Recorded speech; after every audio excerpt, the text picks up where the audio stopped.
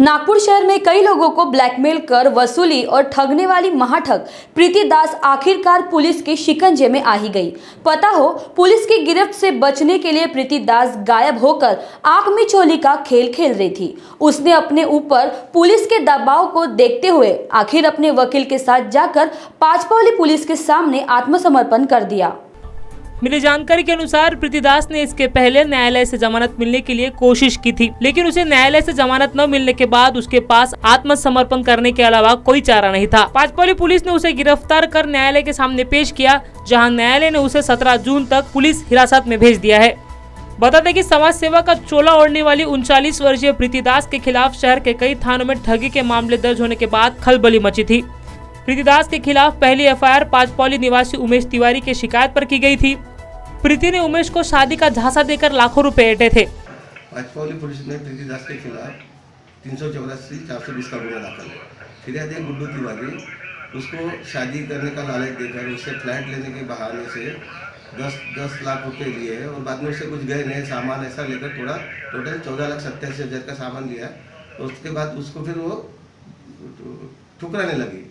उसमें जाके उसने जब अपना सामान वापस मांगा तो उसको धमकियाँ भी दी। इस वजह से उसके ऊपर में गुना दाखिल हुआ। सर, इसके पहले भी प्रीति दास पे कोई गुने दाखिल है क्या? इसके पहले प्रीति दास के ऊपर बर्डी थाने में 2010 में ऐसी फ्रॉड का गुना दाखिल है, 420, 468, 471 का। और एक भंडारा में भी किसी को नौकरी लगाने का गुना दाखिल है 2018 में शायद।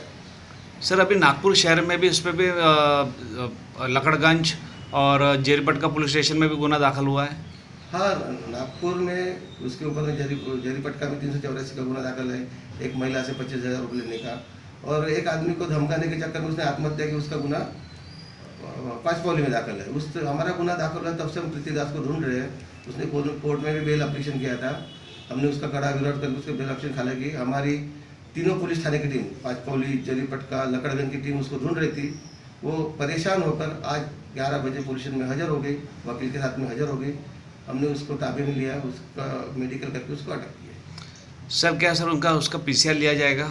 जरूर उसका पीसीआर लिया जाएगा, गुने का आगे तपास किया जाएगा।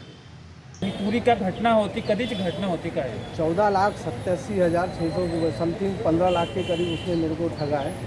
और इस कदर ठगा है कि मेरे को उसने ये बोली कि मेरा डाइवोर्स होने के बाद वो मेरे साथ शादी करेंगी करके फ्लैट के नाम पर उसने मेरे से 12,45,000 रुपये फ्लैट के नाम पे लिए। उनने मेरे से एक्टिवा गाड़ी खरीदने लगाई, उनने मोबाइल मेरे से खरीदने लगाई, उसने गैस सिगड़ी खरीदने लगाई, उसने मेरे को वॉशिंग मशीन खरीदने लगाई मेरे को। इवन उसने मेरे से, मैं जो अपनी खुद की चैन पहनता था वो चैन बोले मेरे को पहनने को दो, उसको वो चैन भी उसने मेरे से ले ली। 2 अंगूठियाँ मेरे से उसने ली, एक कान की बाली उसने मेरे से ली।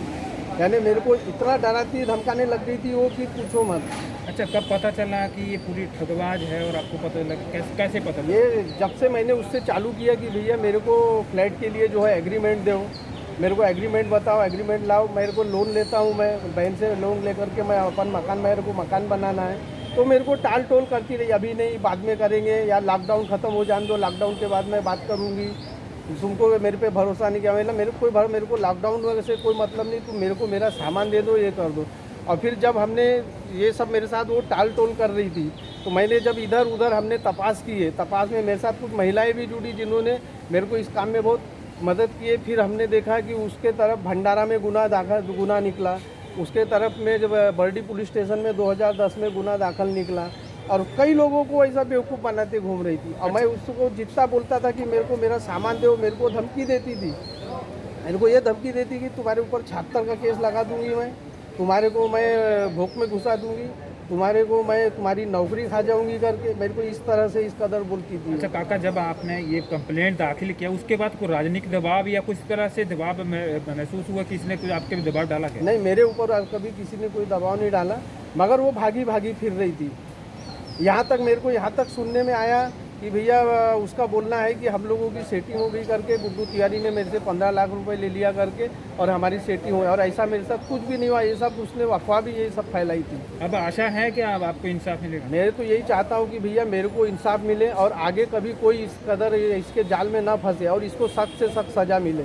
ताकि इसको सबक मिले और जिन जिन लोगों ने इसका साथ दिया है उनको भी इतनी कड़ी सज़ा और सबक मिले कि ज़िंदगी में ये लोग दोबारा कभी किसी और के साथ ये सब हरकत करने की ना सोचें।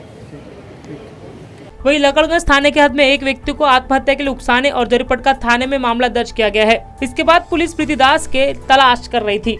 कैमरा पर्सन बादल नन्नौर के साथ अमित वांद्रे, वी24 नागपुर।